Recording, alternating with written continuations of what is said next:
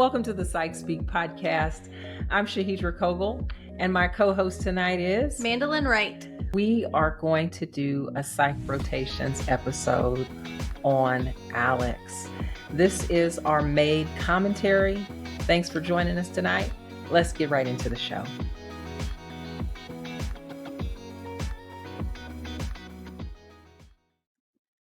So, Mandalin, I'm really excited about tonight because we have such a privilege here at the FFC Center to work with such a variety of clients.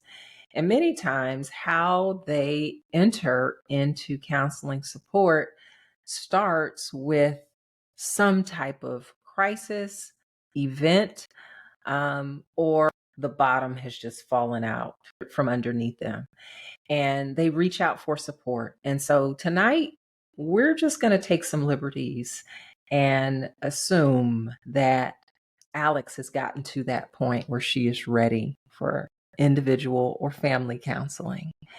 And I want you to just walk us through how she may enter into this process of counseling and what that might look like. Mm-hmm.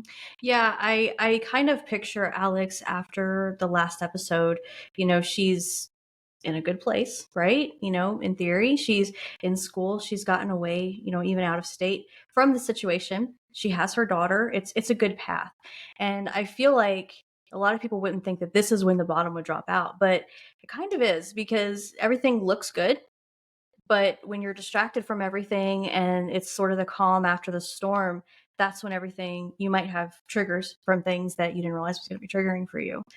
And I'm looking back at the episode where they're all sitting around in a group and they're talking about their different situations, but they don't clap, they snap.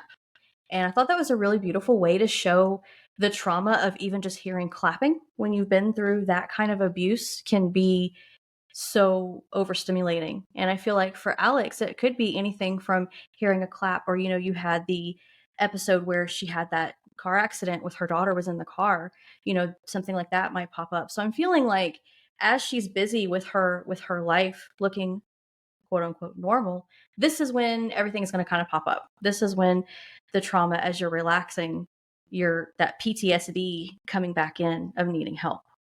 Yeah.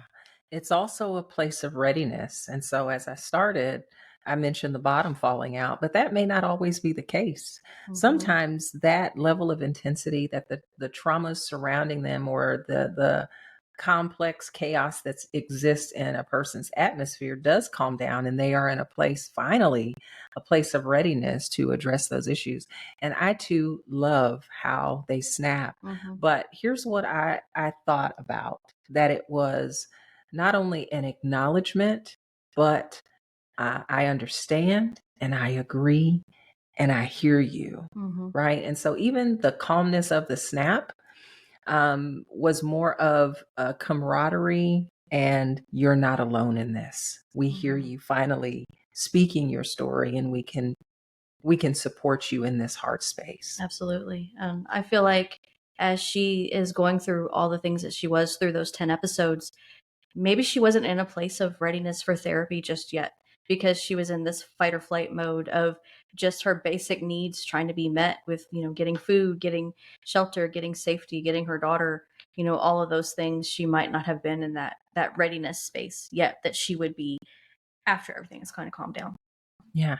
So Alex is ready, right? So the time that she has spent to apply for school, apply for financial aid, to navigate the legal system to gain her daughter back, and complete custody, all of these things that she has kind of fought through and strived through.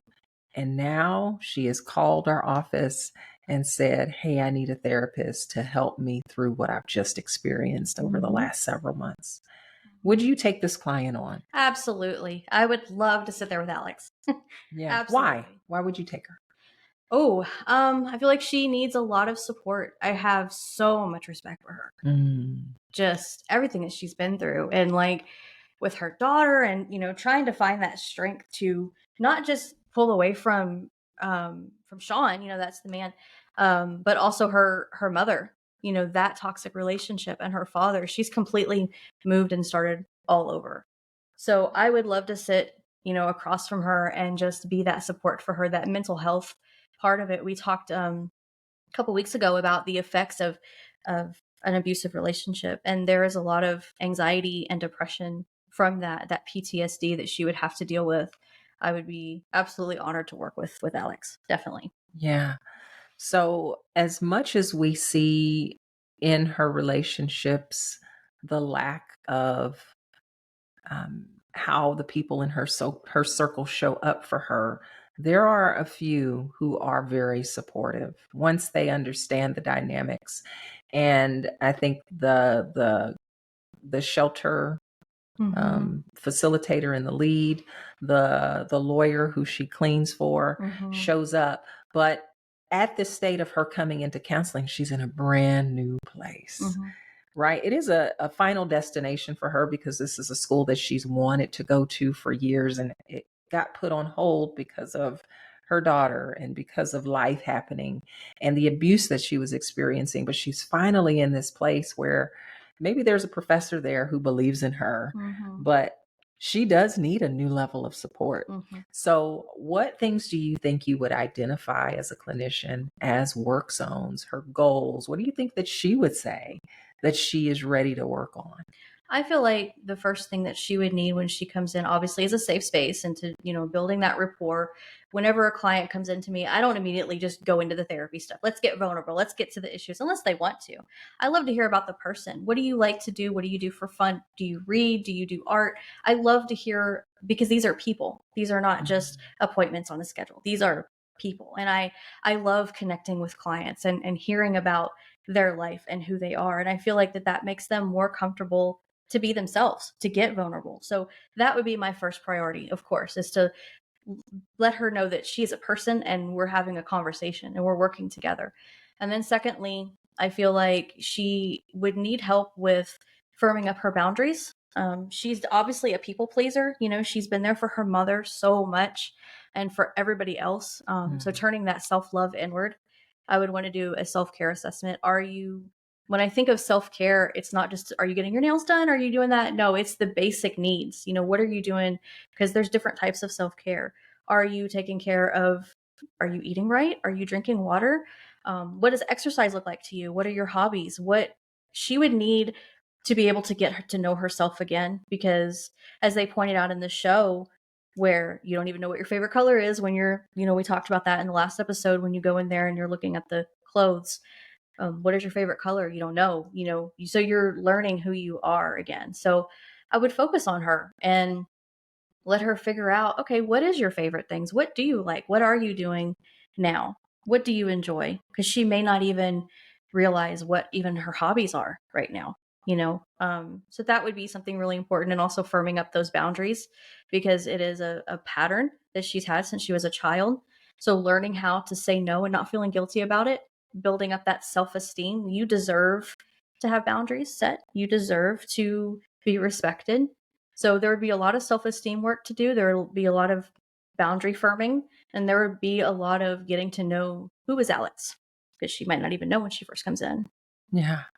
Well, again, the nature of abuse and the trauma behind it really does strip away a person's identity. Mm-hmm.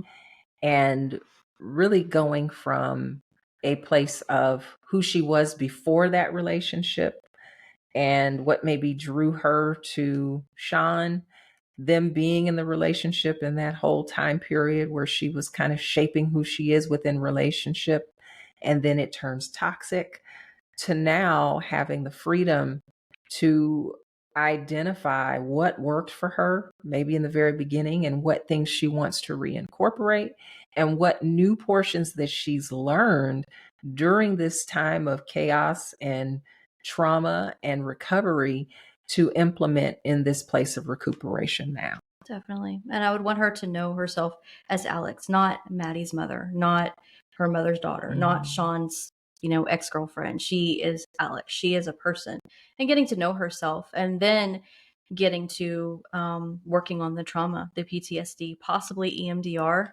She's traumatized from everything from not just Sean, but just the whole situation, like everything that she went through with the legal system and sleeping on the floor in the station, everything. There's going to be trauma there. There's going to be some need probably for some EMDR. Yeah. Yeah. There is a part of her that we see in the show that pushes the hardness part away. There's almost a level of embarrassment and shame. So we see her sleeping in the ferry station, and there is this guy who recognizes her. And she's got this vacuum, she's got this kid, and it doesn't fit. Right. And so you see her trying to explain away her situation, but to say, I'm okay, I'm okay, I'm okay. And I think to a certain degree, to survive all that she has experienced, that she's had to do that. It's been a self protective, self preserving coping strategy that allows her really to push through all of these hard things until she hits a wall and she can't. And then she goes down in the depths and then she comes out. But ultimately, her going back and reliving where she was, as a new therapist, you wouldn't know that experience unless she's able to express it. And the beauty of this timing, I think, of her coming into counseling is that she has all of this writing that's available, maybe to fuel and offer the story of the time that she's lived through.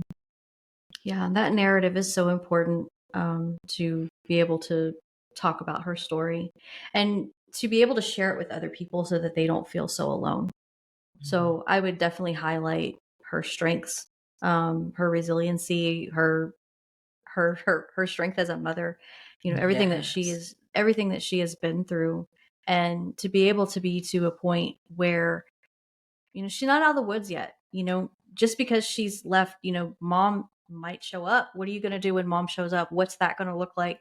So being able to set those boundaries, being able to say no when she needs to, she still, without the guilt, and be able to still do what she needs to do. I think that that's going to be really important, is be able to set those boundaries and stick with them. Yeah. What boundaries would you recommend that she set? Oh, that's good. Mom takes advantage of her quite a bit. I think their relationship is really interesting. It's this enmeshment, or she's had to be the parent in that relationship. And so for Alex to understand, you are not her mother, and it's okay to not feel guilty to pull away and let her figure things out to a certain extent. You can't just leave her, high and dry on the street or whatever, but to be able to understand your role as the daughter and her role as the mother, and where that needs to be, where she's comfortable with that, while she's still taking care of everything she needs to take care of herself and Maddie and school.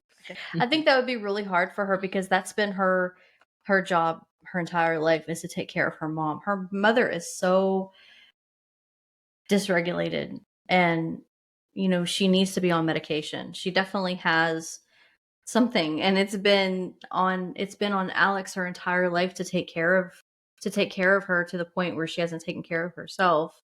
It's hard for her. I think that would be the hardest for her, is that boundary.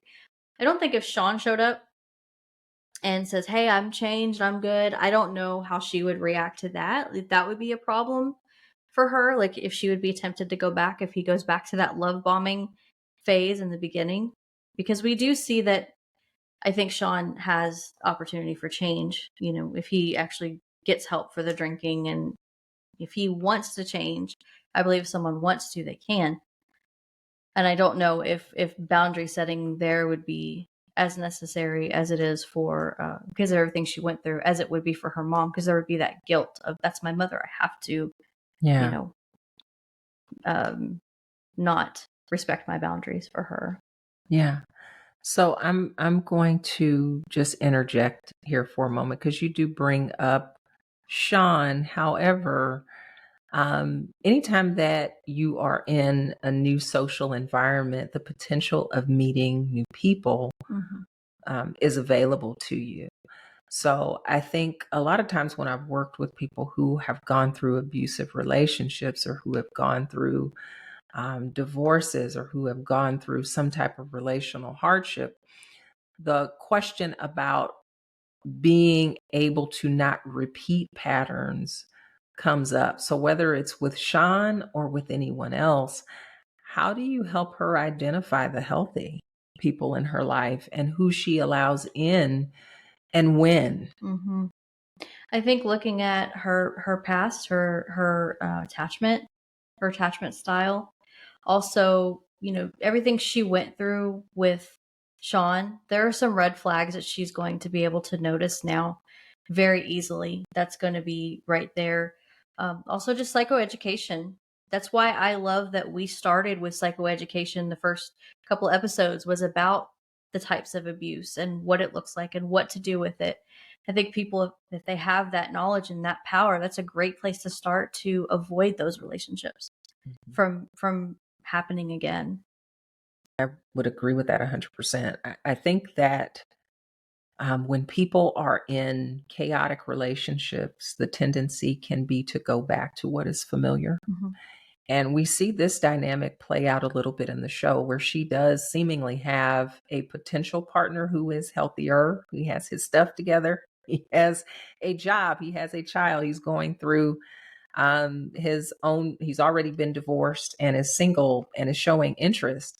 But her capacity to even see that that's an option, she shut the door to it. Mm-hmm. So I think that it would be warranted to acknowledge past relationships and what her experiences with the unhealthy have been, and really to maybe give her a roadmap of what to look for when it comes to healthy relationships.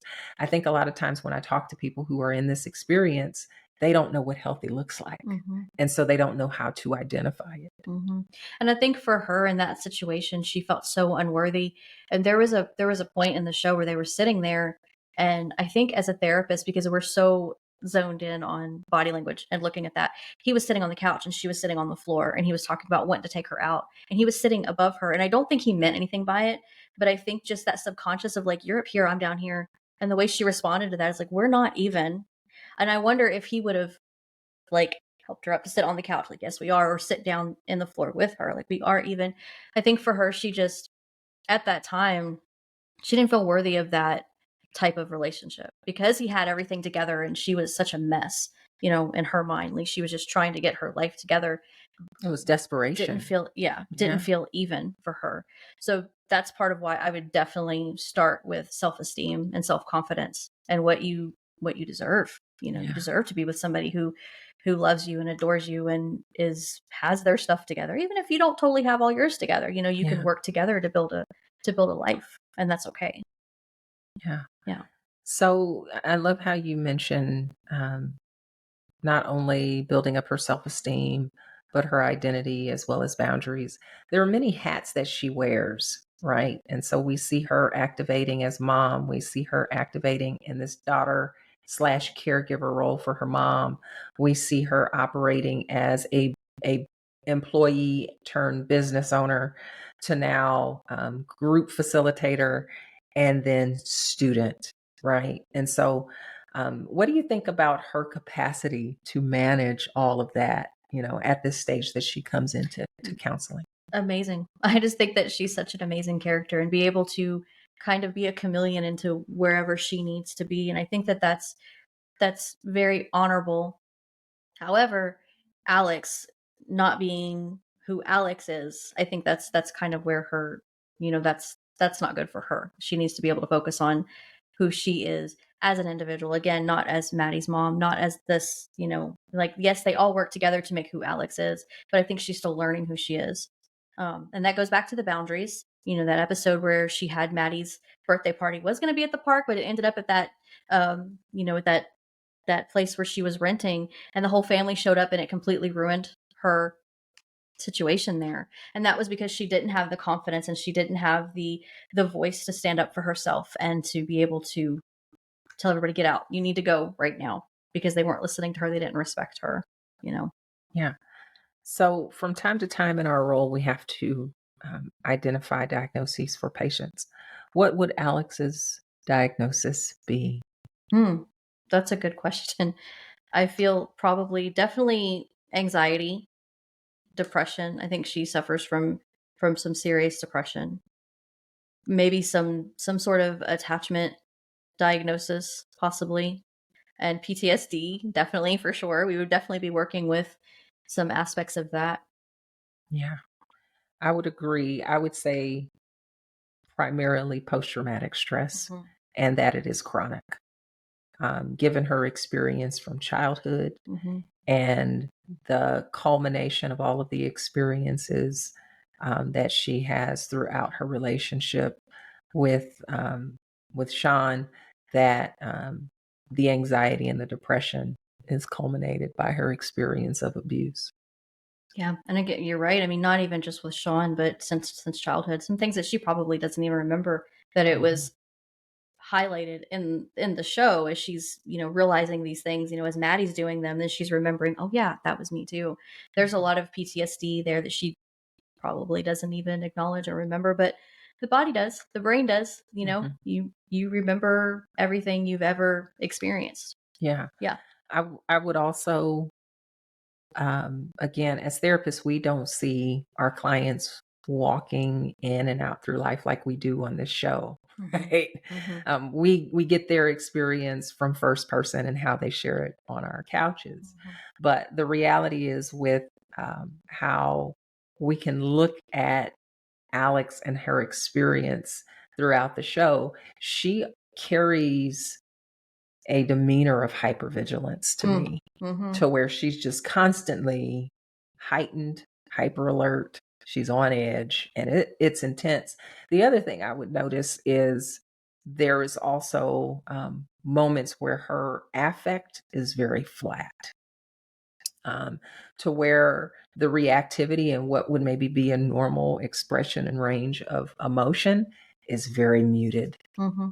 Well, your mind and body can only take so much of that Yeah. constant vigilance and that constant, being able to keep up with everything that's going around you. You can only take so much of that before you shut down. Yeah. Yeah. Yeah. What would be the final recommendations that you have for Alex? I would definitely, In addition to therapy, I in a, should say. in addition to Yeah. therapy, with EMDR and focusing on, the PTSD and dealing with all of that, I would say surrounding herself with some people that would be healthy for her, making new friends, maybe eventually a relationship. I wouldn't recommend that up front. Let's do some work first, but definitely, surrounding herself with those different, types of people that are healthy for her and positive for her and not toxic.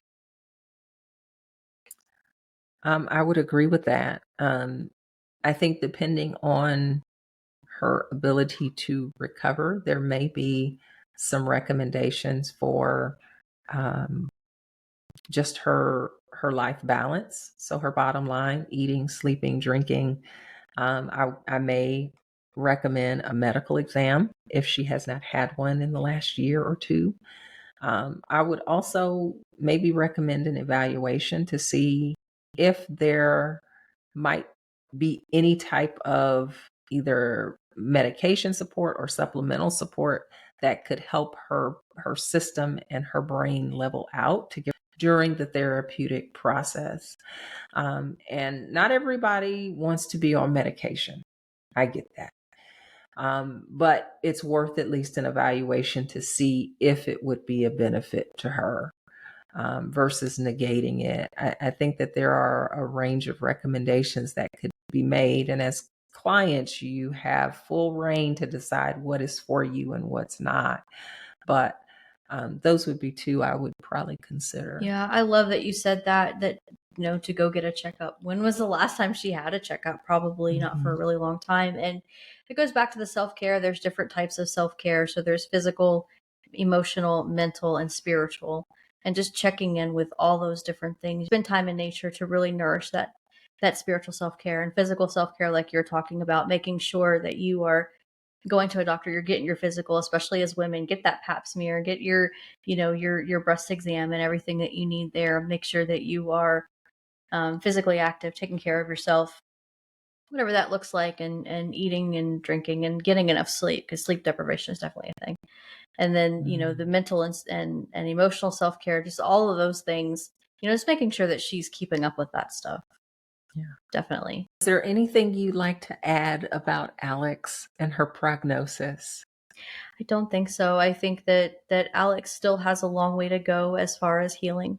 You know, Yeah. she's been through so much. Like Right. just Right. by the end of the show, you think, okay, happy ending, and yes, definitely on a start, but you're not done. You've got to do some healing. You've got to do some work. You've got to do some therapy. Make sure that if this isn't a cycle that continues eventually. Well, thank you so much for tuning in to PsychSpeak podcast. Stay tuned for our next show. Don't forget to like, subscribe, and follow. You can also follow us on Instagram at PsychSpeak Podcast and check us out on Facebook at PsychSpeak Podcast. Thanks for tuning in.